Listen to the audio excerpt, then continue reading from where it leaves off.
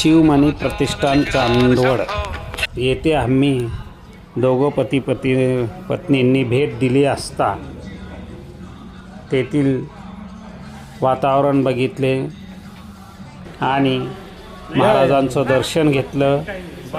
त्याचबरोबर त्यांचे भाऊ बंधू कार्यकर्ते आणि त्यांनी प्रशस्त उभारलेलं भोजनालय ते देखील फ्रीमध्ये आहे।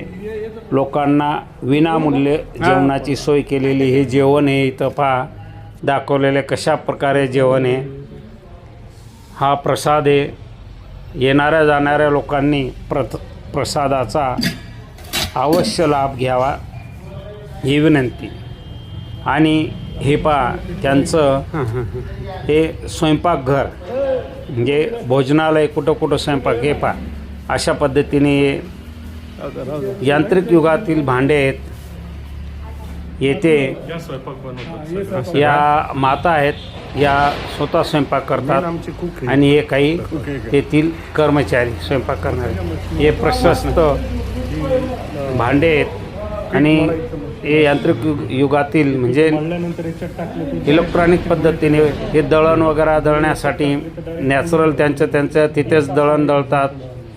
हे रोटी बनवण्यासाठी हे आटा गिरणीचं, त्याचबरोबर हे उत्तप्पा किंवा इडली सांबार बनवण्याचं ऑटोमॅटिक मशिनरी आहे।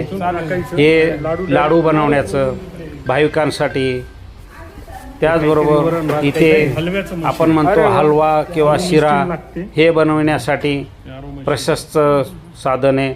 हे ॲरोचं पाण्याची व्यवस्था दुसरं पाणी न देता ते भाविकांना ॲरोचंच पाणी देत असतात।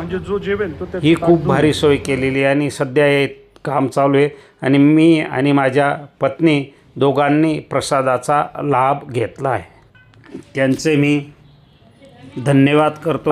येणाऱ्या भाविकांनी सर्वांनी तेथे प्रसादाचा लाभ घ्यावा आणि आनंद घ्यावा।